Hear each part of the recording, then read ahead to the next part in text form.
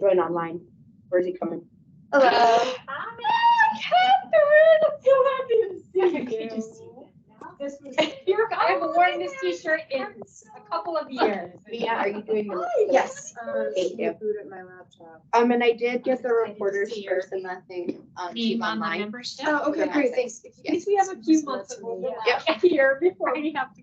It's always hard when there's people. Yes. The other places. How have you been? Oh, okay.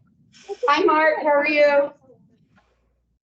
Good, everyone. Hi. Mark, sorry, what was that? 13. So Mark, we are using my laptop for video because the room video isn't working, which is why it looks a In little college different. now, my daughter's gonna be a junior this year. Got it. My son is. All right. With Mark, we definitely have a quorum. So I'm going to call this meeting to order. Sorry. Any agenda changes or additions that anyone would like to have heard? Why are we doing the minutes approval at the end? It's a solid question. Okay, not a big deal, but. That's what you asked me. That's I think we wanted to do the onboarding pretty close and introductions first, but it really doesn't matter. So if you'd like to change it, we are. I don't feel strongly about it. Okay. Okay, I just wondered Yeah. if there was something I missed. No, we wanted to do kind of the introductions and the onboarding piece first. So I want to make sure, can everyone online hear us well, hear everybody in the room? Kind of. Make sure to speak Loud and clear. loudly and clearly as much as you can. Okay. My only note will be that I have to leave between 4:15 and 4:20. And so I think you'll be fine for a forum without me, but just in case the else has to go at a forum for people. okay, so let's just move right along then. Public to be heard. I don't believe there's any public online, correct? Other than Jean. Jean, you have no public comment, right? Yeah, no public comment. Excellent. So then we are going to go right into our business items, which the first one is that we're going to go around and do some introductions. So as you all are aware, and actually I know Rupesh isn't here yet, but he was appointed by the town. So we are welcoming Ned Daly, Todd Tanisha. I don't know. I'm sorry, I can't hear you. Do you want to say your last name? Radita? Radita, sorry. I should practice these ahead of time, guys. I'm so sorry. Mia Watson, who is currently our secretary as well, and a member from the city of Essex, as are Todd, Tanisha, and Ned. Gabrielle Smith. Who is our current vice chair, also a member from the city. Myself, I'm Katie Ballard. I'm the current chair, also a member from the city. I will turn it over to, oh, I forgot. We have Mark online, Mark Redmond, our lone town rep. our lone town commissioner Today. We do have two. We do usually have Emily Taylor, who works at Champlain Housing. It's Champlain Housing, right? Yeah. Trust. And then we also have Rupesh, who just joined us. He was just appointed for the town. So a lot of today will be going over kind of introductions as well as kind of some of the onboarding conversation.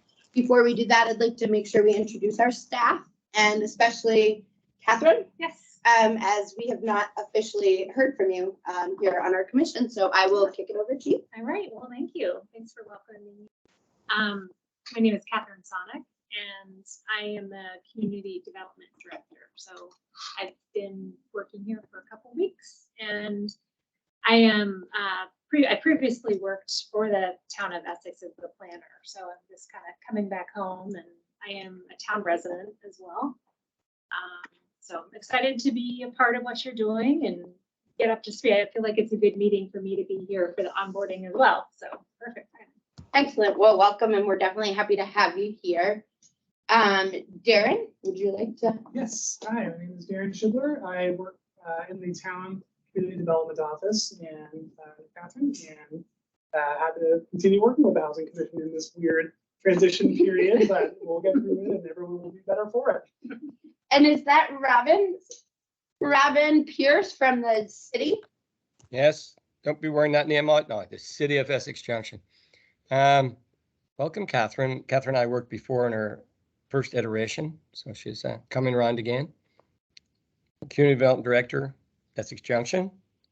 And I had another meeting, but I just wanted to pop in here. I thought you guys had been almost finished, but apparently not. You know, Just but- getting started. Yeah, you know, we're just getting started at 3 o'clock. Robin, nice for you to stop in. Thank you for being here today. One of the things that our members who've been here before might remember is at the beginning, one of the things we did is we went around and each meeting we would have one commissioner kind of introduce themselves and talk about how they got into the housing kind of world. And we did that with the staff as well. So what we will be looking to do in coming months would be to reintroduce for anybody who's been on the commission that would like to, for our new members, and then each of the new members and staff would have an opportunity throughout the months to speak if they would like to. In terms of onboarding, so in true housing commission style, like from the first day, there really isn't a roadmap for what we do on the housing commission. We are charged with a few different things related to housing, which is advising the other municipalities, the select board, and now, are they city council now? City council, on the needs of housing in our community. Also going and speaking sometimes at different planning commission meetings about housing proposals. We do have staff that bring to us when there is larger developments, which, what's the number that we agreed on? Was it 7 or more units? Oh, you can sound number. I think it was. So anytime there's some big projects coming up, those do get brought to us. As you might remember, I think we spoke at the Boves proposal. We spoke at a couple of other ones. Typically, Darren and Catherine now would bring that to us, or Robin. And I believe we have a couple that we will be putting on the agenda for August. Is that correct, Darren? Yes. So, Darren, in terms of the kind of most concise, I just need to run to the bathroom and apologize. Can you give us a concise kind of synopsis of the Essex housing needs? Just a concise. The executive summary. Yes. Sorry, I'll be right back. So, especially for the new members, I did send some information to you that has the whole housing needs assessment as well as some summaries and sort of basic info. But the long and the short of it is, there's a lot of housing need in Essex and Essex Junction. Population continues to grow and household size declines. So there's more households because people are moving out of parents' houses, or divorces sometimes is an issue. There's people moving to the area, so we just need a lot more housing. The challenge, of course, is finding housing that fits everyone's needs, both in terms of the right size, the right location, etc. So part of what community development does, both in the town and city, is figure out how does that whole big picture fit together from housing as well as economic development and land use in general. So we're trying to make more space for housing in our community without disrupting the thing that makes Vermont, which is our concentrated urban centers and our lively downtowns alongside our rural natural resources. So there's also a lot of housing need among folks who are either lower income, households with lower incomes, or have a particular housing need. Either they have a disability and need a special accommodation for that, or have a mental health challenge that needs some other sort of supportive service. So, we're looking at all the housing needs in this community and trying to figure out how to meet them as best we can. So that's as concise a summary as I can give. And I think I sent an email with those documents, including that executive summary to the new, yes, right? Okay. Sorry, I can take the mask off. I do think part of one of the things that we have worked on is kind of like, how do we figure out our priorities? And so out of the executive summary came some work groups. One was inclusionary zoning, which is Mia and Mark And we will talk about that in just a minute. And then the other one that has been kind of continued to work together is the Housing Trust Fund. We did for a while have a third work group, which was the short-term rental. We really did have an idea about wanting to do the short-term rental. Short-term rental and rental registry. Sorry, rental registry. And we did wrap in the short-term rental into that. But with a rental registry, the goal was to really come up with a concrete idea of what amount of inventory we have for housing in our community. With a focus on wanting to be able to look at, do we have a variety of different unit sizes? Do we have a variety of different price points? And through all of that, we did a lot of education and onboarding. So we had people come in and talk to us from various different groups, including the school, including, let's see, we had some planners come in. We had a planner come in, I think. You had, I think, someone from a housing finance agency. Yep. No, that's fine. Yeah, I was thinking, was that, did Mara come and talk, or was that? No, it was the CVOEO came, Champlain Housing Trust came. I think at one point someone from Burlington Housing Authority came in one of the first few meetings, and they spoke for a minute, as well as various members of the different municipality offices. So I think at one point we had a couple of people throughout the process who could just come in and really help us understand things. That was also when we kind of learned about what accessory dwelling units were, the different ways that we should think about fire codes. That was something that came up. And throughout all of this, one of the things that has continued to kind of be a challenge that we will work through together is how do we bring forward policy changes to different municipalities? So Mia and Mark have been working on inclusionary zoning for a while now. And one of the things, Mia, do you want to kind of talk about how that's worked through some of that process?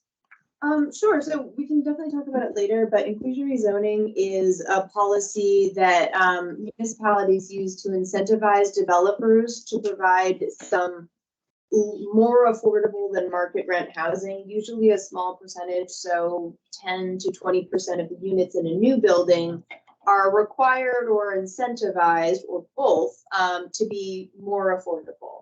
It's typically not housing that serves very low income people, but it's sort of moderate income households is kind of what most municipalities use it for. So Mark and I sort of started by working on an overview, and that was, presented to the joint meetings of the trustees and the select board. And now, of course, those are separate. So, and then Essex also has had separate, even before the separation, they had a separate planning commission for the village and one for the town.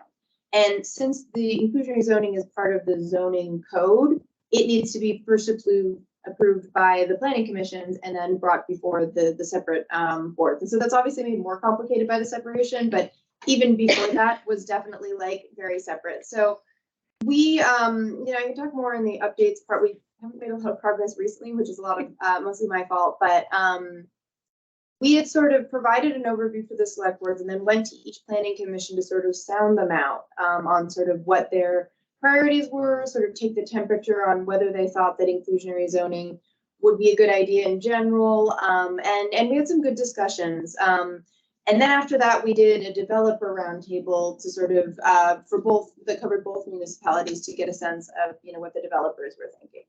And we've not made a ton of subsequent process, but the idea is that we would draft a more specific policy and then go back for both planning commissions again to sort of figure out how we could get the sort of priority policy goals into like a zoning package that you could pass. So that's sort of a good illustration, I think, of having worked between two select boards and planning commissions. We sort of had to wait until there were joint select board meetings or select board and trustees meetings, which didn't happen that often. And then for certain things, we had to go completely separate routes and sort of duplicate presentations. And I know the Housing Trust Fund, which is another thing that Katie mentioned, would be the same way, that like it's definitely like more starkly defined now that things are separating, but even before there was a fair amount of working between two different groups. I think that's a great synopsis, captures a lot of it. Thank you, Mia. I think that kind of brings us into talking about our charter changes. So recently we made recommendations, obviously, when we found out we had to separate, we kind of started looking at how does that work and how do we as a joint housing commission kind of navigate this tricky line of housing really is across boundaries, right? Like it doesn't stop at a specific line. So one of the first things we did was we recommended increasing membership. So our goal is to have 5 commissioners from the city and 5 commissioners from the town. Currently, we have 5 commissioners from the city. Go city. We have currently got, I believe, 3, which leads me to introduce and welcome Rupesh. Rupesh Asher, right? Rupesh Asher was recently appointed from the town. Hi, Rupesh. Nice Hi, to how are see you you. guys? Can you hear me? We can Yeah. hear you. Oh, okay, perfect. So we're just kind of going through some of our onboarding in terms of what we've been working on, how we got here, and kind of where we're going next. And so in the next couple of months, we really want to push our inclusionary zoning and housing trust fund kind of conversations farther, as we've been kind of gearing up to do for a while now. That said, we're also really going to start being thoughtful about separation. So starting to create the process for collaboration between the two, but also starting to create the process for which each housing commission is going to fit in with their planning commission, with their select board or the city council. That said, I do just want to mention that we thankfully have somebody who has a little bit of an expert mind on that, as Ned was on the planning commission for how many years? 8 8 years. On the town planning. On the commission. town. on the town commission. And I got to follow up with some questions when we're done. Yeah. The question, we talk about, separating, and I'll admit I haven't followed all of your discussions on this. Is the intent to going forward a year after we're separated to only have 5 members of the housing commission, or 7. we're looking at 7? So that ultimately that would be determined by the city council and the select board. Yeah. Our recommendation would have been to have the full 7 for each. But at a minimum, 5 is really the lowest that you can go and have a functional. And again, that's part of that is also talking about, staffing support and getting clear on what does the staff support that we currently get from the town and from the village look like, so that when we separate, both have the effective staff that they need. And I think that's part of the one of the important things to just share with the new members is, as a housing commission, just remember, we've only been together 2, almost 3 years now. I think we were originally appointed in October 2020. So a lot of our first 2 years, we're really trying to create the structures to move the housing commission forward. And then the last several months was a bit of change, where we threw all of that out and started working on how we would separate. So I'm going to pause here and open up the floor to any of my fellow housing commissioners who's been on here for a bit. Is there anything that you can add right now, or that you would like to add before we kind of start and have some questions? Mia, Gabrielle? Yeah, if you haven't heard the proposal that we made that was accepted by the boards, and they aren't tied into any future action beyond the charter change that they just made, which takes us through until they make a new charter when we all formally separate. So what is known is that the intent is for there to be 5 representatives from the town, 5 from the city. We're at, as you know, 5 and 3. We are not currently voting in that capacity, so we're voting as a whole unit. Yes. So quorum is a unit. So if 5 of us are here and we're all from the town, or 5 of us are here and we're all from the city, we have a go to go. And the same with votes that we would take. So we are currently a united housing commission. We are still a joint housing commission. We are currently staffed by both entities. That will be changing. So that's part of why we wanted this time. The other reason why we wanted to have this time was so that we could begin to orient all of you, so that when we do eventually separate, is not that there's 2 or 3 of us who've been around and know what's going on, and a bunch of new people who are like, let's just start from scratch, because we all just. So it's our hope that this year will be a time for us to really be making sure that new members are feeling a bit more grounded, have some projects undergoing for them, and have some functionality and camaraderie, so that when we do separate, we're ready to take on, hopefully, if the boards approve that, 2 new members, and we're ready to go as our separate commissions that are still collaborating. I think one thing that also brings up is we did talk a lot about kind of how that works towards the end of the year. So do we kind of separate earlier? Do we kind of, all of these conversations have come up. I don't know that there's been a real resolution on that. So that is just for you to all be aware of, that those are kind of ongoing conversations that do at this point kind of change depending on where the conversation is with the select board and the city council. At this point, we would be, anything that we would be bringing forward to them would go to the specific. So if it's city specific, it goes to the city council. If it's town specific, it will go to the select board.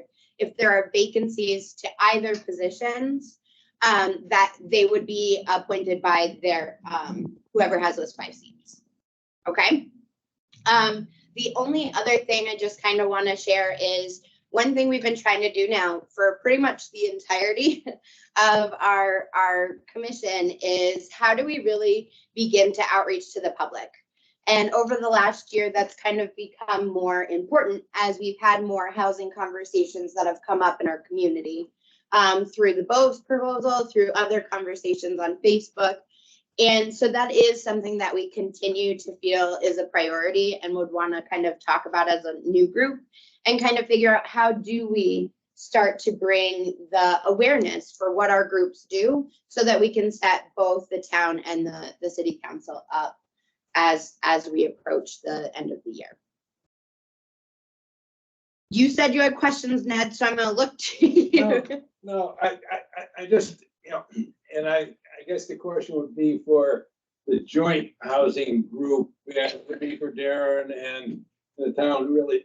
We got 2 cases, 2 different situations. We have the city, which has a fairly stable and established infrastructure to support housing.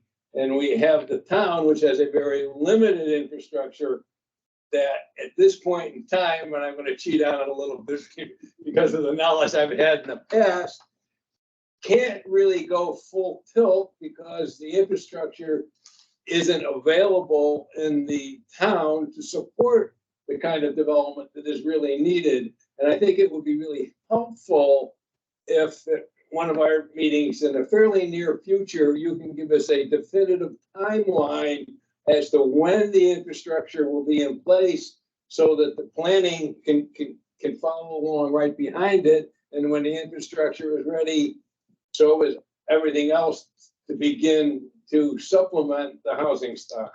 Yeah. And I can actually give you a No problem. rough timeline now if we want to go down One that. second, let me give Gabrielle the floor and then Just Darren. before you go, I want to really clarify. It's my big feeling. I think 2 or like 3 or 4 of you know exactly what maybe bothered you, what infrastructure means. Is it anything beyond water, sewer when you say infrastructure? It's wastewater, it's drinking water, right across the board, yeah, and wastewater. I mean, primarily up in the core area, it's your sanitary and your water services, and there is work being done, but not only do we need the timeline, but really the question is how much more will the upgrades support? What would be the density level of development that the upgrades, when and if they ever get completed, will support? So in I'll call it 3 minutes. More than that. Time and So the town, as you said, is a little different than the city in terms of, it's less built out. There's a very rural part of the town, and then there's the sort of core areas around the town center, the Susie Wilson corridor, and to some extent, River Road up to Sand Hill Road. So as Ned said, there are some challenges with increasing the infrastructure that's out there. But the other context piece is that the town built out a lot less densely than the city did. So we're kind of playing catch up in terms of being able to go back into existing areas and say, can we increase the density here and sort of infill develop without further expanding our infrastructure in a way that's not fiscally sustainable? Because the more you expand and the fewer units you have paying taxes into that expansion, the more tax burden there is on everyone, and the housing price goes up. So what we are trying to do in the town center is increase housing density to a more, urban style of development rather than a suburban or rural style of development. And in order to do that, we need to upgrade the size of pipes, the number of pump stations, and also look at traffic capacity and stormwater capacity, because that's a new sort of utility that's come around in the last decade or so that needs to be addressed, as well as water and wastewater. So all of those have to fit into this picture of how do we, make room for everything and pay for those improvements. In terms of timeline, we're already working on water. There's a new water main going in along Route 15 that will provide the flow needed, the volume needed to support higher density development in the town center. It won't address pressure, which is an ongoing issue, but that can be resolved at a building or property level fairly easily. The slightly larger challenge is wastewater. Again, some pump stations will need to be upgraded to increase their capacity, and a few of the routes to the wastewater treatment plant in the city need to be sort of redirected a bit. So the water is going to be done within the next, I want to say, year and a half. The wastewater, the pump station upgrades could probably be done within, I want to say, 2 to 3 years at best, possibly 5, assuming we have the funding, which we do. It's enterprise funding. It's already there. It's just a matter of setting the projects in motion. The last element of wastewater is sewer allocation. So in addition to actually being able to, have the capacity to flow, there's a process of saying you're allowed to have this much input into the system based on how many housing units you have and how much commercial space you have. So the town has spread out a lot of that over the years because we anticipated more development in different parts of the community.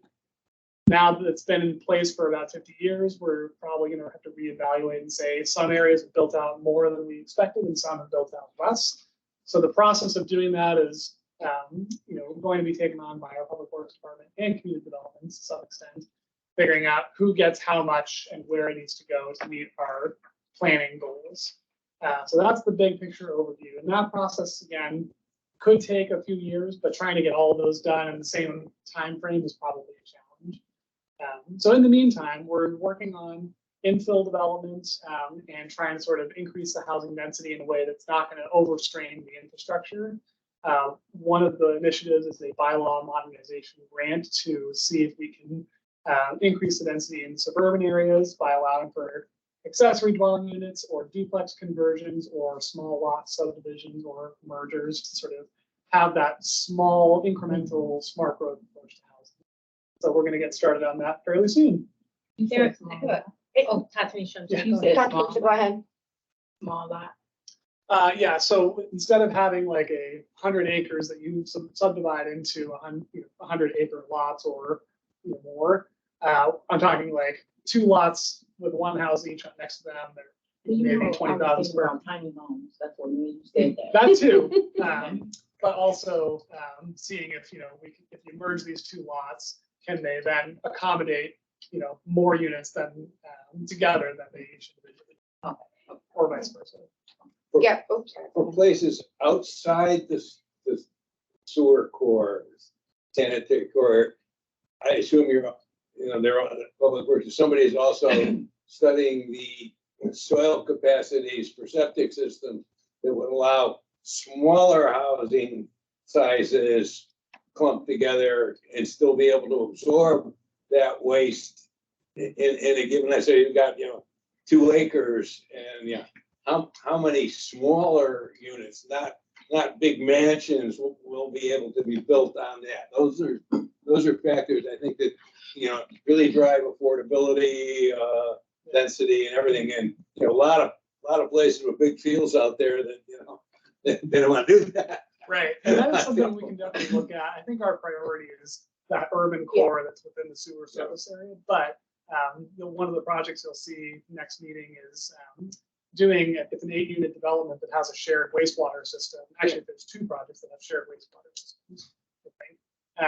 And finding solutions like that where you can squeeze that in and not take up the entire farm field or forest are definitely things that support. But Interestingly enough, that's that's something that we learned at the conference that we went to, was hearing some of those different things. And actually, after they spoke, Zach Hale being one of the people who are into that, we did connect, and we have invited them to come and chat with the Housing Commission. So that is something that we will continue to be talking about and learning some of these other options that are out there in other places. I see Mia and Gabrielle both had.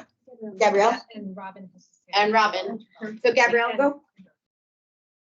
So I have a question and a comment. Yeah. So one is, when you're talking about wastewater treatment, I assume your access to the plant goes through the city? Yes. Yeah, you can't get to the So- plant without going through the city, is that right? Yes. So So wait, let me get to my question. All right. I mean, that was just like, Thank you. that was a question, but not. So my question is, did you talk about rerouting things in the city to accommodate what the town needs? Is that funded at how does the expense happen? How does the expense get divided? Because I know the wastewater treatment is a tri-town. Well, Yep. no, we own this physical, but it's tri-town arrangement. So just talk a little bit, I don't need a ton of detail, but I'm just curious. Yeah, and I can only give you so much because that's definitely much more public works realm, and they have all the details. But essentially what we're talking about is saying, right now, for instance, a lot of the town center wastewater is routed out to Sand Hill Road and then down to the River Road pump station. It would be a matter of routing it through the Lang Farm and then through Countryside. So it's a little more direct and maybe has a little more capacity compared to all of the extra I see what you're saying. roundabout thing. Okay. And we would work in coordination with the city and the sewer departments to sewer treatment plant to figure out what makes sense logistically and then who pays for what.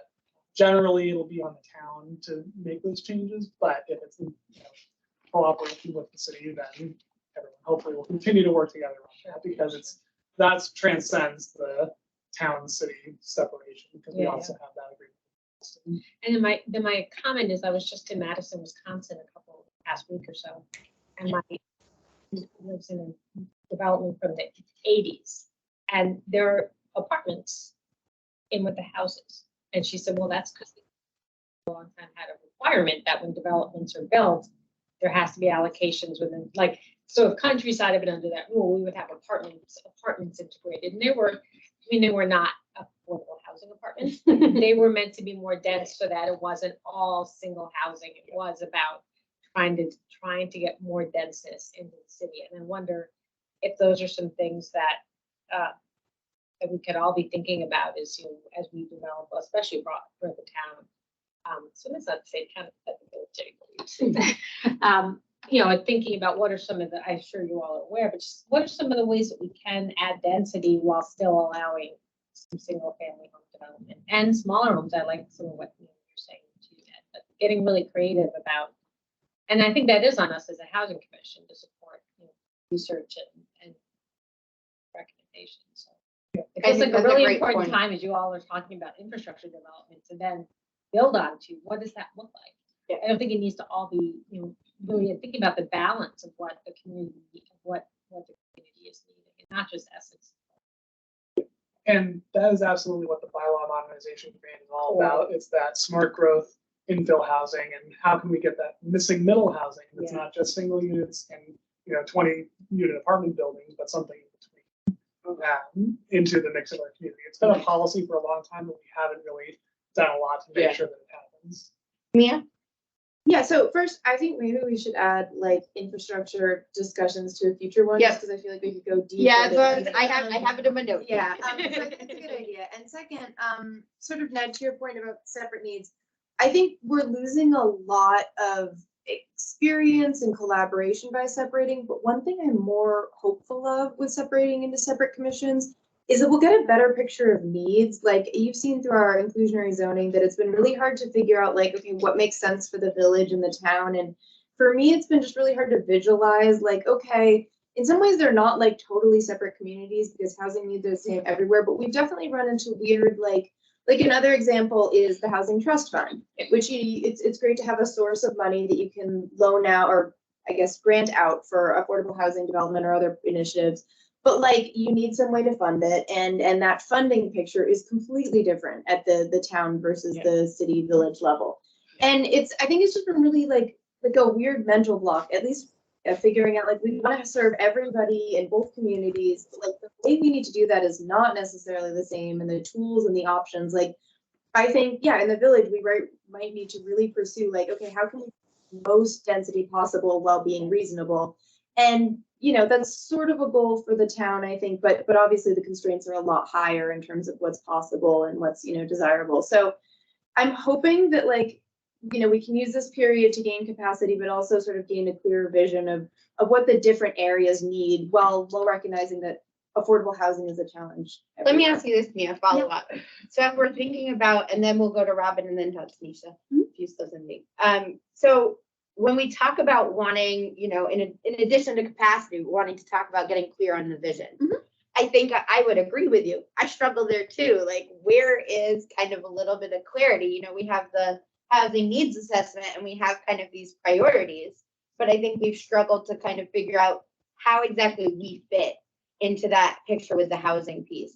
Do you have any ideas on who we could bring to this conversation to get clarity on that? Would be my question.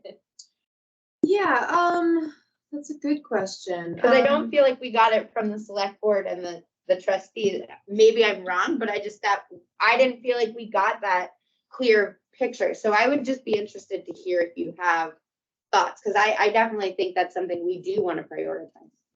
Yeah. If not today, you can. No. I didn't mean to put you on the spot. I mean, I think we could. There's a couple things off the top of my head. I mean, I think the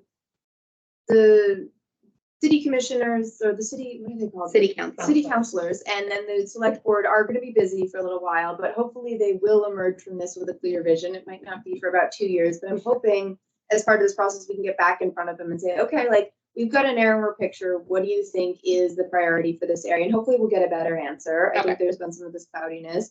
I think the data does look different in different groups. I think there are more renters in the village, and that's a different group of needs. One personal thing for me is looking in housing funding.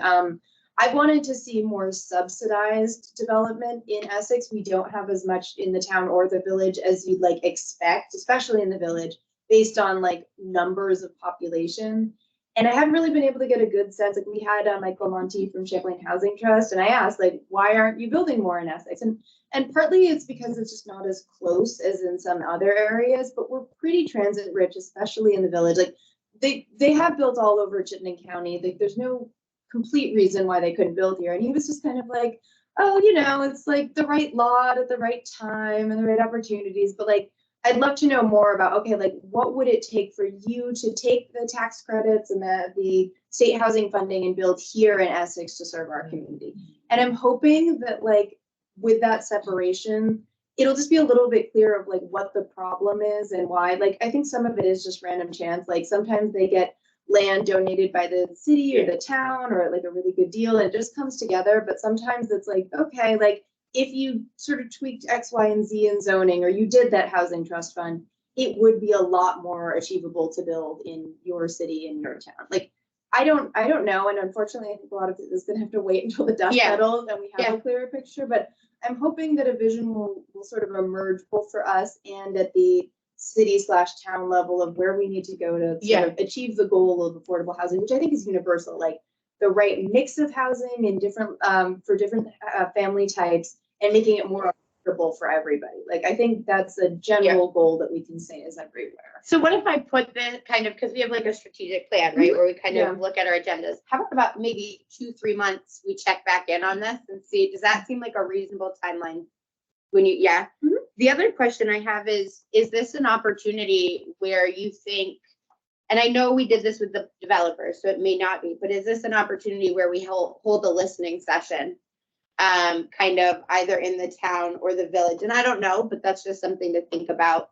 The other piece that just came up when you were talking, Mia, is at the conference, we learned about some of the different projects that are happening where towns and cities are buying the land and kind of what goes on. So I think one of the other people that I connected with at the conference was somebody that might be able to come and talk to us about some of that. Because I do think that as we're separating with the town and the city especially, having some other ideas is going to be really important to bring to the table. So Robin, I apologize. It's been a long time, but you're up. Thank you. I If- just had to finish my chocolate. Couple of things. I think we should all get together and buy a razor for Mark. Just don't forget that razor. The early conversations about, where are we going to increase density? For want of a better phrase, sounded a little bit like insider trading to me. We'll discuss it now and then people will be able to go buy it and make a lot of money because they know what's upcoming. One thing that I have a problem with, I've had a problem with in the village, the Chittenden Crossings, is that what they call it? I think it is Chittenden Crossings project. When it was approved, we said they had to build affordable housing. Well, because it's beside the railway tracks, HUD apparently have said that they can't give them any funding because the decibel level of the train that comes twice a day at 20 miles an hour is too high. Now, conceptually, I understand that if you're warehousing affordable housing, but if you're putting affordable housing in beside market and higher than market rate housing on exactly the same site, it makes no sense to me. So I pushed a little bit and I said, well, it's a lot noisier in Winooski with the F-35s. They said, well, the answer was we didn't give the affordable housing people any outside space. I don't see that as a positive. So part of the problem we had was that the affordable housing was designed with a swimming pool, outside gathering spaces, barbecue spaces, but apparently HUD frowned upon that. And so I did speak to somebody from Peter Welch's office. I had people from the state come to see me. And they said, well, you could go on to talk to HUD, but it would take a long time. And I'm like, why don't we go and talk to HUD? It would seem to me that Housing Vermont or whatever they're called now, or VHFA, they would have a pointier stick to go down there and say, look, this is what we're doing. This makes no sense. If it's all affordable housing on the lot, we understand what you're saying. But if it's 70 market or above market houses and somebody wants to put 30 affordable houses on the same lot, it should be able to be designed exactly the same way with the same amenities, not something less because it's affordable housing. Just makes no sense to me at all, and I'm finding it very frustrating. That sounds very frustrating, for sure. Not totally sure how that, like it seems like a conversation that's important. I'm not totally sure where that conversation lands. Mia, not to throw you in, but I saw your kind of. I was going to do that. Forgot that one point. So. Sure. So Denise, I know you're. my Yeah. So my agency was a major funder for one of the projects, so not the entire Chittenden Crossing, but like one building that was going to be mixed income, partially affordable housing. My last I heard on the project was that it was on hold because it's not moving forward fast enough. That doesn't mean they can never get the tax credit funding. The tax credit funding that my agency, Vermont Housing Finance Agency, awards is actually through the U.S. Treasury. So it's not related to HUD at all. There's a lot of overlap, but like the money we gave is not directly tied to that HUD money. So they're, to the best of my knowledge, and I can't speak for our development underwriters, like the money that we gave doesn't come with those strings, but the developer who we gave the tax credits to has to build a funding package. And I honestly don't know because I haven't been involved in those discussions, but if it's the HUD piece that he's not able to sort of insert into the funding package to move that along, like there's kind of limited things we can directly do. I think that's definitely worth a conversation, and I'd be happy to put Robin in touch with our underwriters, but like we're kind of like one of the funding pools and we're not HUD and we're not like directly controlling it. That doesn't mean there's no collaboration or there's nothing that can happen, but like we ultimately like don't get the money from HUD and can't make HUD do things. I do think at some point, one of the things that came from the conference was talking with someone, was inviting HUD or someone from HUD to come and have a conversation with our housing commission and to talk more about how can we leverage some of that funding that isn't being leveraged in other places in our state that you can't. But one of the big things I think is really important to bring up that we learned at the conference was making sure that you're using the right pot of money. You know, making sure that when you go for money. And so I think at some point it would be really helpful to get some clarity on kind of where those funding streams come from and what they can do. Also, I'm for happy those to who don't talk know, about that. That's Yeah, kind of my. that was gonna say that was my next question is Sure. Mia, could we maybe put you on that and let me know when you feel like that would be something, like how long would it take you to kind of get a solid presentation on that? Yeah, not too Yeah, long. I'd like to ask HUD how they justify giving funds for affordable housing only if they have less amenities than market rate housing. You know, I think that's a very good question, Robin. I myself am confused by that because I've never really heard that before myself. So I would definitely want to understand that for sure, because you're right. We wouldn't want to give less to the people who are in affordable housing. I It's think offensive. part of that conversation is wanting maybe to have the affordable housing in location difference. So not wanting all of it to be on the same property in the back with less, but that doesn't sound like what you're talking about. No, and you know, as I said, if it was being warehoused, for want of a better phrase, then I'd understand that. But yeah, and I know that in some ways they have to have, you know, everything be black and white, but there must be some discretion at some point that says, you know, 20% of the housing will be affordable. We want it to look just like every other property on the site. And, you know, to bring it up again, Matt, there's somebody came forward for a project on Pearl Street just last month. Railway right behind them. They wanted to do affordable housing, couldn't get HUD funding. So they're Robin, basically real saying quick, that I just realized we haven't clarified. Does everyone know what HUD is? housing and urban development.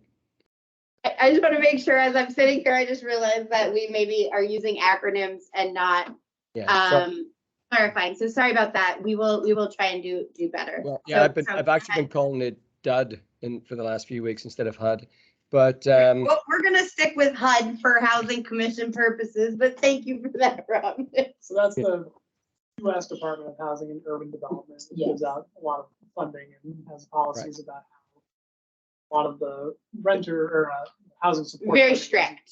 yeah, it basically takes a huge swath of the city of Essex Junction and says you cannot build affordable housing here. Okay, so I just looking at the time, I know Tatanisha, you still have something you'd like to? Oh, no. I know what that is. Yeah, yeah.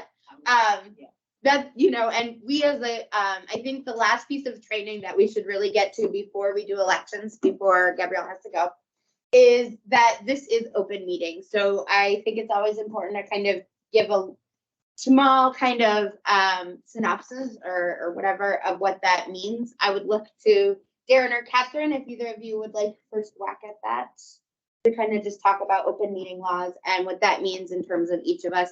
I believe, Tatanisha, you're on another commission or a council, right? Yes. And obviously you've been on Yeah, planning, I'm only on this one. but you're familiar.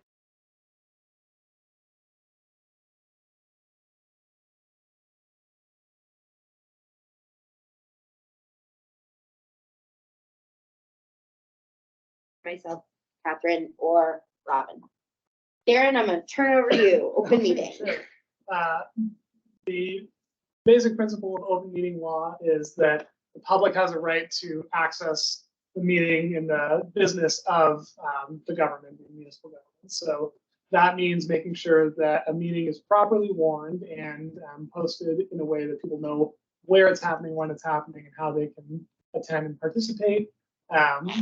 And that also means that members of a public body like the Housing Commission can't meet sort of secretly or on their own without warning their meeting. So that includes any quorum of the commission. So for this group, that's 5, because then you could have a vote on something without warning to the public.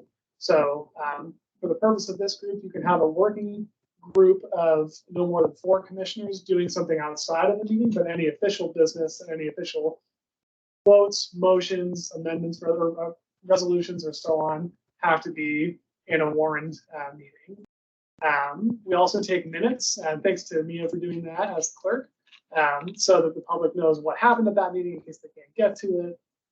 Agendas are posted. Agendas are posted, yep, on the town website for now, and also in the town office and 2 other locations in the community. So we try to do the city office, the libraries, and the school district maybe. So that's the basics of it. The other piece is just to remember emails too. Yeah. So emails do constitute quorum if we're all on them. So those are technically public meeting.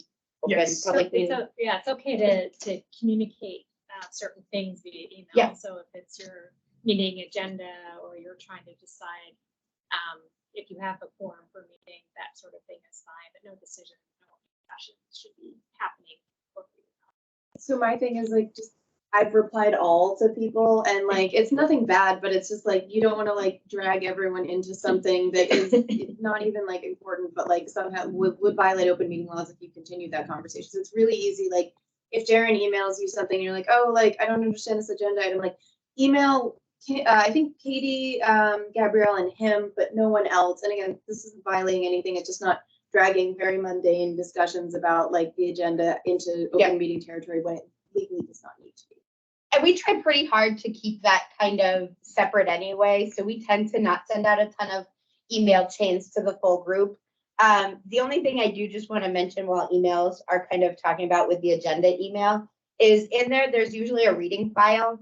Darren and Robin and Catherine usually are really helpful about putting things in there. We are going to put the 7 days renter articles in there as well. But if you get things like, no, we were talking earlier, Ned, about some of the different articles that come your way, or Tatanisha or Mia, please feel free to send them, and we will send them in the reading file. But anything that goes in the reading file is also public information.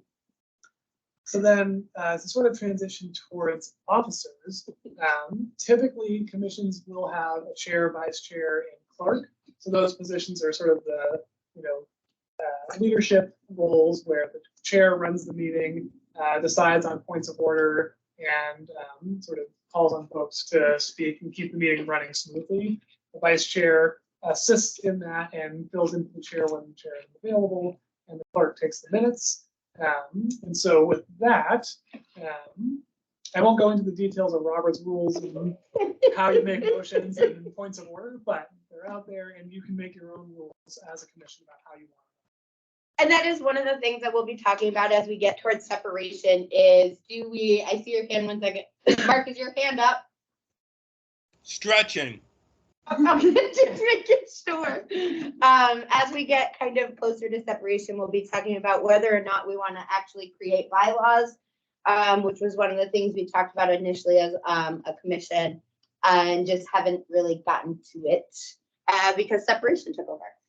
So that brings us to, I think we can come to the election of officers. Before you do that, keep in mind 1 commissioner is absent and you still have 2 town seats that haven't been filled.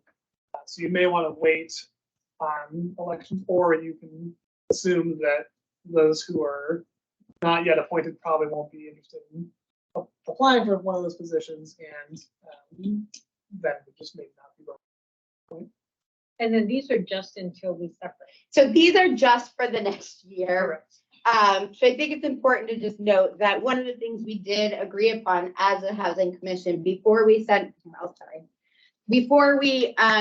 our proposal to the select board and the city council was that, in about 9 months, we're gonna reevaluate. We want to look at where we stand. Do we want to then at that point, separate kind of more intentionally and have a chair that kind of is representative of the town and a chair that's representative of the city, look at co-chair models. I personally think would be open to a co-chair model sooner if we wanted to do that. That said, I myself am still interested in chairing and would love the opportunity to finish out kind of the next year as our chair and really support kind of transitioning to 2 new chairs. The other folks who are in their current position, I will give you an opportunity to kind of want to make sure that if you are interested in staying in your current position or putting your name in for another one, that we know what positions are really interested in. Sorry, Gabrielle? I'm happy to stay on as vice chair. I'm also happy to cede it to someone interested in serving that. If there's no one else who's interested, I'm staying on. And if there is, I'm happy to not. I hate always coming to this part because I feel like you came on as clerk in that first year and you have been such a good sport, and I'm a little terrified to even come over here, but we're gonna go there. Mia?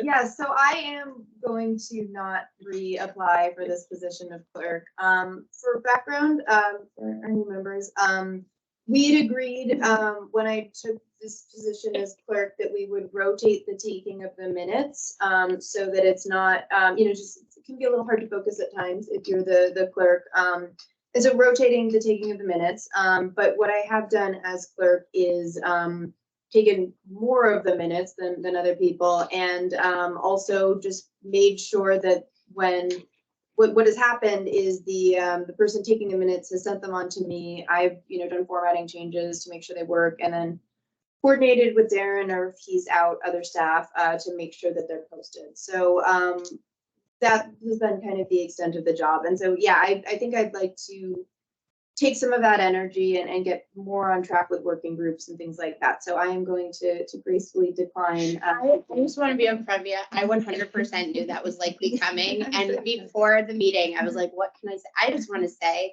first and foremost, as the chair for the last 2 years, how amazing it has been to have you on. I know it has not been easy. I remember in the beginning when we used to talk about, can we take our stipend and pay somebody? So you've been a very good sport about this. And I just want to express the gratitude of the whole commission for all of that time and energy you've put into that. Thanks. Well, I don't want to scare other potential people from taking on this work. It's not miserable. It's not. It's just an administrative reoccurrence thing that happens. So I don't. To get our systems in. Yeah. Right, that's true. And we have a better, I think part of the challenge at the beginning, no one knew the point of order. So sometimes I do have to eject and be like, that's not on the agenda, or like, do you want to move that order? So that's Mia keeps us on track sometimes. a little bit. That's mostly Katie's role, but sometimes when you take the minutes, you kind of notice when things are veering out of a specific item, and it's like, okay, are we finished and moving on, like that kind of thing. So yes, I would not say, I think it has gotten a lot easier because people are more familiar with the meeting templates, and whoever does become clerk, I'm happy to work with, in terms of the process of doing it and some tips and tricks for making it work. And the meetings are recorded. So that's the other thing, just for anybody who is interested and would like to clerk, the meetings are recorded. So if for some reason that is something that would be helpful to look at after, So with that, I will open the floor. Would anyone like to put their name in for any of the positions? So chair, vice chair, secretary. Right now we have myself for chair. Gabrielle, I'm going to say as vice chair, you're interested in vice chair. Willing to step back if somebody else. So now we will open the floor to anybody else.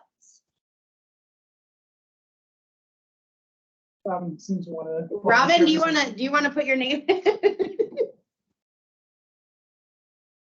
I know better than that. No, I wanted to talk about something else, but I'll wait until you're finished with this very important portion of the meeting, and then I'd like to chime in for a few minutes if that's okay. Absolutely, Robin. I will come back to you. So if we don't have someone for clerk, what happens? Because we have to, that's it. Someone has to do minutes. So worst case scenario, if no one is doing minutes on the commission, staff can do sort of a basic start time, end time, who was present, motions made, and not put any sort of detail into it. The details are helpful to go back to. And as you said, we have the recording, so maybe that person can catch up. And I know I talked to Emily and she said she doesn't have the capacity right now either. So that said, if we have somebody who would be willing to kind of support staff and take that on, that'd be great. Otherwise, I think at this point, we elect the chair, the vice chair, and Hopefully the new person wants. hope and pray that we outreach. I would work with staff to do it. I not want to take it all on myself primarily because I'm not that familiar. And I think it takes a little while to get a little more familiar with Yeah, who's going in what directions and how I write it. I'd be willing to work with, Darren or somebody. so are for you years. saying you want to put your name in for clerk? Is that what I'm hearing, Ned? I don't know. If you're not comfortable today, what we can do is we can put the clerk on the agenda. I would say maybe the second meeting in August to give people a little bit of time to attend some meetings, to have an opportunity and then have that conversation. In the meantime, that's 2 meetings. Do we have any volunteers to help with that? Or Darren, are you guys okay with just?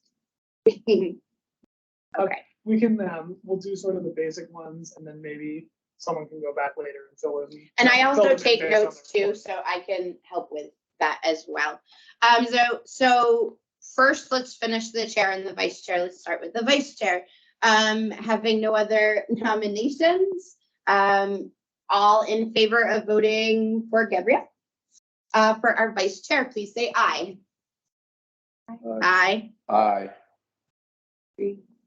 Who goes I think both online? both Rupert, so 1, 2, 3, 4, 5, 6, that's 6, right? There's 6, yeah.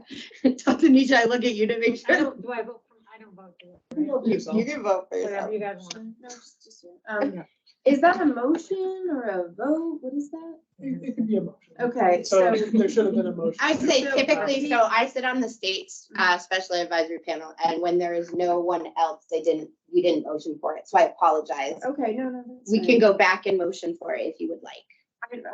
I make a motion for Gabrielle to be vice chair. Is there a second? Second. Ned seconds the motion. All, any discussion? Hearing no discussion, we go for a vote. All in favor of Gabrielle as vice chair, please say aye. Aye. That Aye. is- Right? 7 of us. Okay, next, is there, I feel awkward making a motion for myself, so is there a motion for the chair? I will make a motion that Katie Ballard serve as chair. I'll second. Ned Daly seconds, any discussion? Hearing no discussion, all in favor of Katie Ballard as chair, please say aye. Aye. Sounds like 7 again. And just for note purposes, our clerk position will remain vacant after this date, with staff supporting, I'm gonna say staff supporting Gabrielle and Katie in making sure minutes get posted. Great, so that Well done, ends our, Yeah, Robin, maybe we should get you involved. Robin, I forgot, I didn't say your name in there, but I guess No, as no. staff, that Nobody's is all as of good you. as that, as Darren, Credit where credit's due, Darren. Now, I know that, Robin, you have something to say. I also know that we need to approve our minutes, and I was not at the last meeting, and I imagine these two and Rupesh were not, so I'd like to do it while Gabrielle is here. Robin, are you okay if we move into approval of our minutes and then I come back to you? Absolutely. Great. So, has everybody who was at the last meeting had a chance to read our minutes? I believe that would be Mark, Gabrielle. You can just say yeah. No, I'm just The kidding. minutes, sorry, I'm trying to. So we're talking about the minutes for, Then, the last. Second, is that right? This one June here. 15th. the third Wednesday of June. June 15th? 15th. Okay, yep. Those are the special meeting minutes that I wrote? That was the meeting that Gabrielle. Oh, okay, so not Sure. the special one. No. No, that was the one after. Okay. Yep. Sorry. So I make a motion to approve the minutes as is from June. Mark, this is usually where you chime in and say you second the minutes. I second the minutes. All right, any discussion about the minutes? Hearing no discussion, let's vote to approve the minutes as is. All in favor, please say aye. Aye. 1, 2, 3, I would just say 5. Well, did everyone? Did anyone Abstain. abstain? Did anyone abstain? I'm You're abstaining. abstaining. Tanisha, are you abstaining? You don't need to. You don't need to, you can vote. Yeah, I know, it's a little confusing. Not very good. 5 to 0 with with one abstention. And so, just so we're all aware, it is definitely a little more informal than some of the other groups, as you guys see. But we really do try to incorporate as much discussion and kind of real conversation as we can, and kind of let people chime in where they feel they need to. So with that said, I'm going to turn the floor over to Robin. Oh dear, thank you. I only heard a bit of your Michael Monty stuff. It didn't pass the common sense test for me. I worked as it was in Housing Vermont, in Hardwick, Johnston, Stowe, and Morrisville. They are big hitters in terms of money. In fact, the project in Stowe, they bought it cash because that's what the seller wanted. If they wanted to do something in Essex, they could do it. There's land available. There's no reason why they shouldn't be here using their tax credits. I'd push back a little bit harder. Okay, well, we had him speaking before the commission. I can't recall if you were present at that or not. I think it's certainly possible to open those discussions. I know that a lot of decisions go into a nonprofit's portfolio and pipeline development. So, I think you're welcome to ask Michael Monte, but I'm hoping that we could keep those discussions. But yeah, no, it's just, they can swoop in and do really good work. And I can't imagine, given the metrics that we've been talking about today, how they can't justify having a presence in Essex.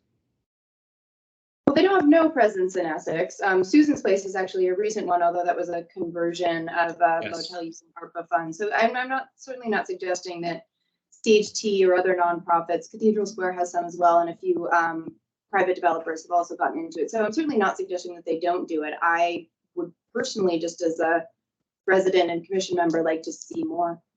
I think this is a good conversation that, Robin, if we could maybe connect when we're doing an agenda planning and figure out a time where we can solidify that you can be here, because I know you have a lot of meetings this time. I would love to kind of have you in that conversation, since it sounds like you've got some thoughts on it, and you always bring a really powerful perspective to that conversation. So maybe you saying I'm obnoxious? Is that what you're saying, Kitty? I don't think those words came out of my mouth. I'm fairly sure I didn't say that, but I'll have to watch the tape back. No, I'm just kidding. I'm just saying that I think sometimes having the conversation with the people at the table the first time feels more effective than trying to have the conversation kind of separately. So it sounds like you have some thoughts on that, and you usually have a really good perspective to bring. So I would just like to continue that discussion in the future.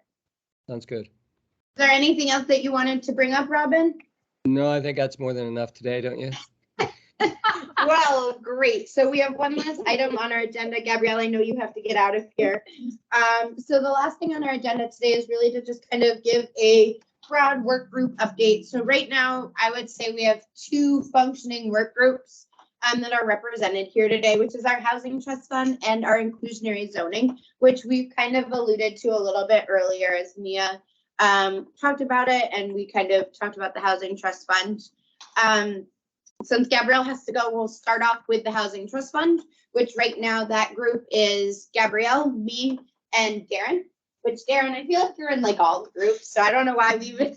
We're here to help. So basically, the Housing Trust Fund group is at the point where I believe we've decided in August, Gabrielle and I will be coming to the full commission with Darren with our presentation and our proposal kind of that we want to bring to the city and the select board. We'll present to the full group. We'll get your feedback. We'll get your kind of information, make sure that everything fits for the full commission. And then we will be scheduling, which we're already kind of on the radar with the select board and with the city council. So Gabrielle, myself will make those presentations. And then once we have the presentations, which our goal would really be to get kind of intentional feedback. I think that was one of the things we learned through the inclusionary zoning process was kind of like really clear questions. What is it that we need for this to, move forward? What is it that you're concerned with? Kind of and figure out where the questions are from the city council and select board. The goal is to move the housing trust fund conversation forward for the next ballot, which I think we decided was next spring, right? Probably. Yeah. Could do November, but town and / city meeting is probably best. So that is one conversation that we're kind of piecing out is the timeline of it. But that's kind of where the Housing Trust Fund stands. For those who are maybe not familiar, the Housing Trust Fund would really be an opportunity, and we've talked about it in a few different ways, not just to help people who might be renting and might be at risk of homelessness, but this would also be to help first-time home buyers or people who are maybe owned a property in Essex, but without X, Y, and Z done to it, they can't rent. They can't make it affordable, or there might be a landscaping need. We're trying to be really broad in terms of who and how the Housing Trust Fund can help, because we really recognize that here in Essex, it's not just first-time homeowners, it's not just landowners, and it's not just renters. It's kind of everybody that really needs that support. That's really a big picture. Darren, Gabrielle, do you have anything you want to kind of chime in with before we turn it to inclusionary zoning? Yeah, I would just add that, obviously, as Katie's been talking, you can infer that we're not bringing the actual proposal for a housing trust fund forward. We're trying to do really more information gathering from the two distinct boards. I suspect they'll take us in two slightly different directions. And I would suspect, just from having done my own research, that we're going to want some time to build up the fund. So it's not as if it's not going to be a revolving door like we take in $15,000 and we award $15,000. And always really to get ourselves to a place where then we can be recommending allocations and a process for allocation with our respective boards. I think there's a lot of promise there. I also think it's one of those things that we have to make a commitment as a community to our own future, and our trust fund is one way for us to do that. I do think we'll see where they go. I do think it's important to note that this is something that was listed as a high priority for the select board and at the time the village trustees. And we did spend a lot of time talking with other groups who have created housing trust funds. One of the things we talked about was how they allocate that money. Hi, Gabrielle, thank you. And so some of the things we've learned is it can be through taxes, through a ballot item in the budget. It can be through inclusionary zoning. It can be through, once you have a housing trust fund set up, it opens up some more opportunities for funding resources or streams that we may not have been able to access before. Mia or Mark, let's do the inclusionary zoning. So inclusionary zoning doesn't really have any new updates. I've just been super busy at work. Mark's had some stuff going on as well. I think it's a good time for us to reconvene, and I'll try to lead that. Where we left it was the town planning commission was interested, but just not really at a place where it's like, okay, we need to go now. And the village planning commission was potentially very interested in sort of fast forwarding it. And so the idea was, okay, it's in our hands. We need to figure out how to do this. And I think it's the role of our working group to outline what should be in an inclusionary zoning policy and then get back to the village planning commission to say, okay, we want this to say X, Y, and Z. One, do you agree? And two, like, how do we do this? We can hire a consultant. Our working group could redline a document like an existing policy, like South Burlington has one. We could basically heavily adapt it and then just stick it in our own criteria. Like, how do we do the mechanics? And so I think the first part in terms of how the Housing Commission needs to, or the Housing Commission Working Group needs to outline these priorities is still a little like we need to finish doing that. And Darren sent around some things to different people, and I don't think we really got a response on that. I apologize. Yes, Before, I meant to ask this. Have you been put in contact with the group from the Town Planning Commission has inclusionary zoning on their chart, correct? Yeah. I know when I presented, I had said that we would take lead of that. I never heard from Josh. I've gotten no emails Nothing from has happened, anything. don't worry, you haven't missed Okay. anything. And then. Can we- I wasn't sure. Can we get Mia connected with Josh or whoever? Just so that once that starts getting running, I think that would be helpful for the town. Not that that answers whatever your other question was, but I just want to make sure that we make that connection. Sure, and I don't mean to suggest like we can't do the town version of it. It's just the village was a little bit more like, no, get this done and we'll make it happen. So there was just a little bit more of a like an opportunity to potentially do that. So Darren had reached out to staff about compliance, and I don't think anyone had heard back about that. And he reached out to someone else as well. I can't remember who. Was it David White? We talked to David White. Oh, so that was another thing. We talked to someone who had experience in crafting Burlington's inclusionary zoning, and he gave us some ideas to think about as well. But I think ultimately, like, we just need to do it. Like, we need to make a decision. I think the problem with inclusionary zoning, and I can talk about this more without bogging down this whole meeting, is there's like not that many options for inclusionary zoning. Like, it's either between 10 or 20% of the units, and the income guidelines for how affordable you want to make the units and what incomes you want to restrict them to are like not that wide, because it's kind of financially impossible to only do sort of like, even at its most ambitious, like a fairly narrow thing. But the details are really important. So I think that's given us a little bit of analysis paralysis where like there's not that many options, but the options matter, and there's no way of knowing. Like, if we make it too strict, like we say the developers have to do too much, then that could make them scared of developing in Essex at all and not build the housing. And we have such a tight housing market, like that's not something we want to do. But at the same time, like it is unknowable what that point is, and like no person is going to be able to tell us exactly what that goal is. So I think we need to get back and just sort of propose something. And I don't want to say that it's flipping because we've had a lot of discussions about it, but like, I think as a group, we haven't really been able to move past we've narrowed our criteria, but we haven't like been able to say like, this is what we're going for. So I think maybe getting back in touch with that. One asset that we have is that Ned was on the working group in his capacity as the Town Planning Commission.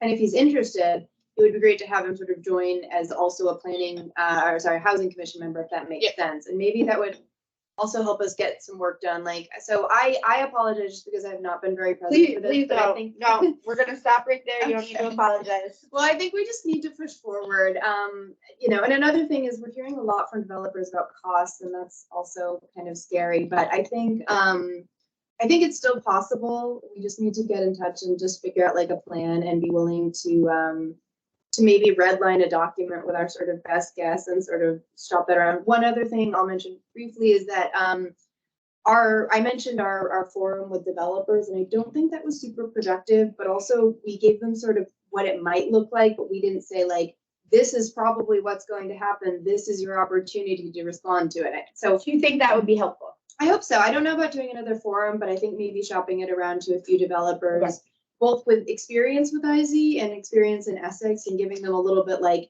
I think more of a sense of urgency. Like like this is what it might look like. And maybe that's after the Planning Commission gets a little bit more involved. But so yeah, that's a long-winded way of saying I will connect with our working group members soon and sort of talk about what we need to do. I have a question. Yeah. And this is kind of a broad question.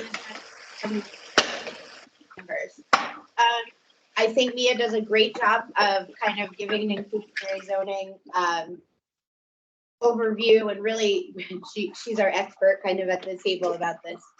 But I'm wondering,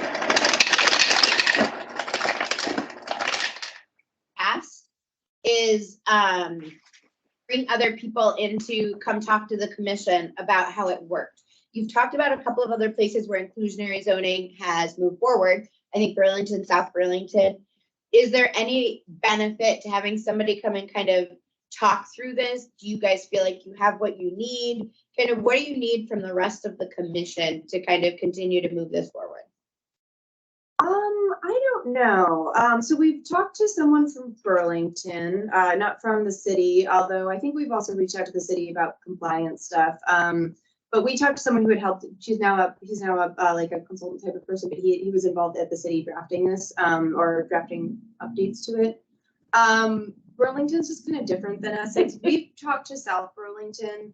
I think it would be worth getting back to them, but I don't think it's as helpful without something specific. Like, we've heard a lot of things about like, oh, make sure you think about this and best practices, but like that really hasn't gotten us to like say what income levels we feel like we should serve and what percentage of units and that sort of thing.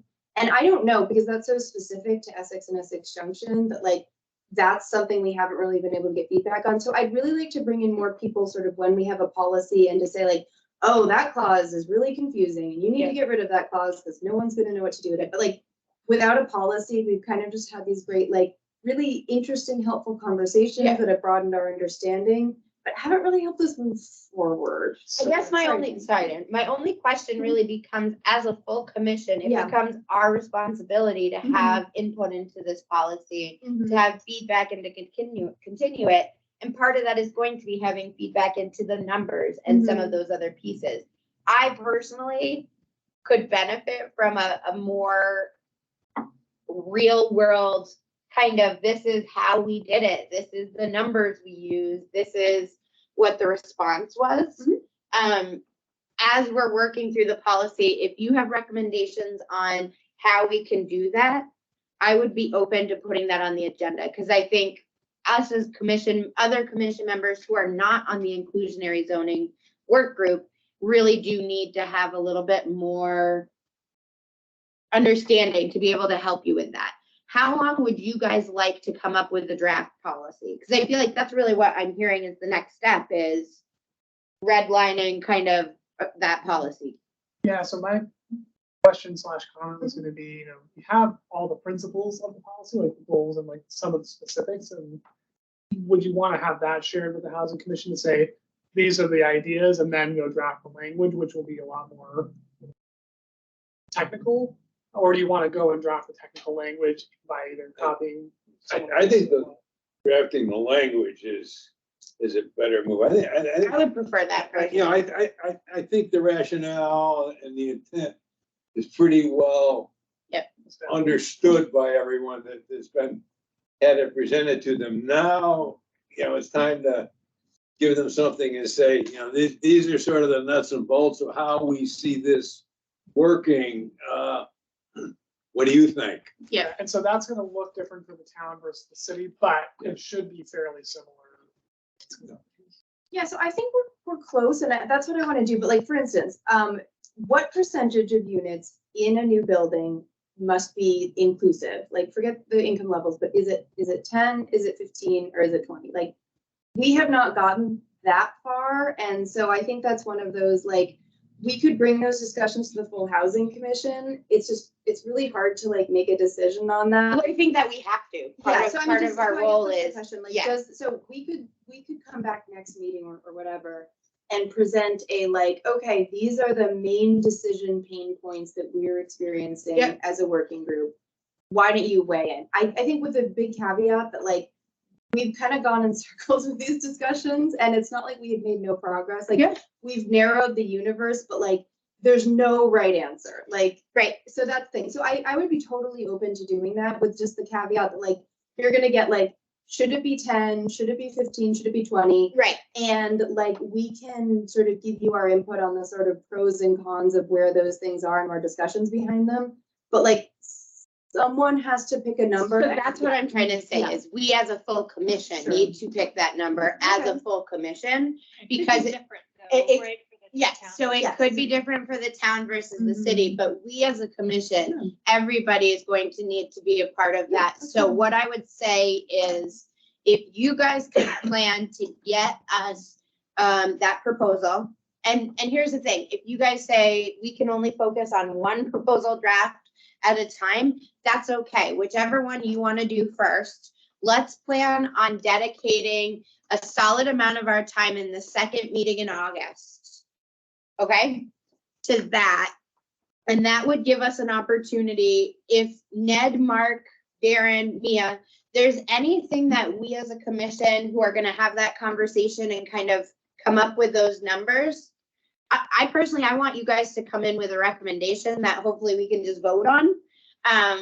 But if you need more conversation, then we will have that conversation and come up with that answer in that meeting. So, yeah, just to clarify, like, I actually think that's a great idea, and hopefully having a deadline will make it. If it doesn't Get out work, of we decision can always paralysis. bump it. Yeah, so the idea is, like, does our working group meet and say, like, okay, like, best guess, we go for 10% instead of 15 or 20?